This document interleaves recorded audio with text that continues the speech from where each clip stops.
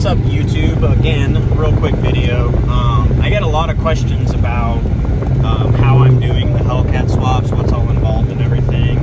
I get a lot of people who kind of are weirded out by the fact that I don't actually use like a donor car. I'm not using a hellcat PCM. I'm not using the dash or any of the harnesses. I'm actually utilizing all of the stock systems. And I do so because, I mean, you can. That's the good thing about, you know, especially the newer car, you know, like on Brian's car, I didn't have to go into the engine at all to, you know, to change the crankshaft reluctor wheel, because the PCM can already read it. It doesn't need to have any other reluctor wheel in the car. So my car did, because, you know, pre-2010 on the 6.1s, they used I think it's like a 32 or a 36 tooth or 38 tooth, something like that, something real low. So on my car, I ended up having to pull the crank, you know, the rods and everything, you know, get the crank out, sending it to the machine shop, and doing a reluctor wheel on it. So that's how I utilize the stock PCM and all the stock stuff from the Magnum, and that's why I'm able to drive this car without, you know, doing like a full donor car to car swap, which I didn't want to do because I don't have that kind of money. So you know, it's expensive. You'd have to buy a $12,000, $15,000, $20,000 car that's wrecked, and then salvage what you can off of it, and then, you know, transfer it to your car. But I didn't really want to do that. I didn't want to try that. Didn't want to try to get the approval for that because, you know, I'm not going to buy a wrecked car that I can only use parts from. So I did it the way I did it because I could, and, you know, I certainly, between myself and Rick, you know, over at Tapped, you know, we have the knowledge that we have to do so, and worked out pretty well. So, you know, with Brian's car, the 300, I'm using, like I said, the same stuff. I'm using the same harness, same stuff that's on the car. So the PCM, all that good stuff is going to be the same. I'm able to use his old, you know, cam sensor, crank sensor, all that good stuff, and all we have to do is tune it, you know, and that's the part, you know, Rick excels at, obviously, is you know, he tuned my car. We know he's going to do great on the 300, and I honestly, like I told Brian, I think his car will actually put down more power than mine. You know, we have the same setup, we have the same cam, same, you know, valve spring setup, same injectors.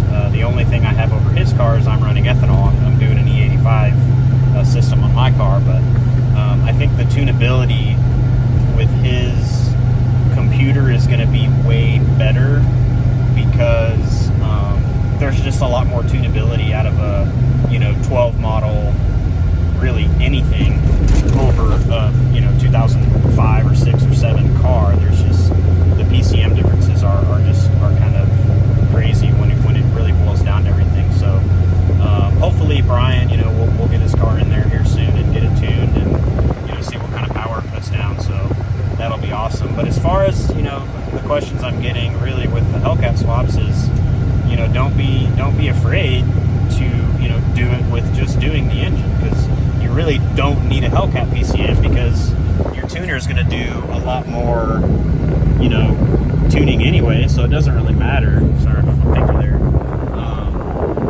And we can, you know, we can tune it like that without actually having to use the hellcat stuff, so it's a lot nicer.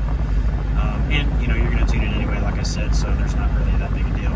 Now, the only advantage is if you are, you know, going to do a donor car to your car and you're using everything, then you don't have to tune anything, because it's all already there. It's like, you know, almost plug and play in a sense, because you're just literally moving all the harnesses, all the computers, all of your, you know, dash, steering wheel, all that stuff, and you know, there's not a lot to it. I mean, I think anybody can do that at this point. Just go buy a wrecked car and transfer it over into your car. I mean, these cars are literally like the same car when it comes to bolting things up. I mean, it's kind of ridiculous, but it's good, because then you can take a car like mine and put a new motor in it or new transmission or whatever without having to modify anything, and just doing it with, you know, tuning it and all your software stuff. So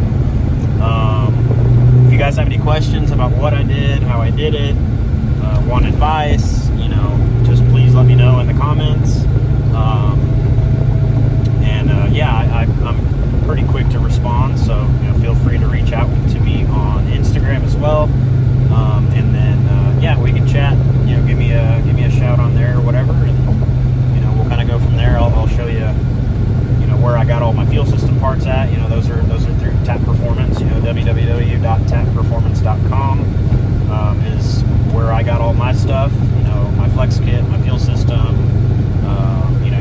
injectors, you can do PCM unlocks, you can get cam kits, and you know, everything, pretty much what you need through TAP's website. So you know, give him a follow on Instagram.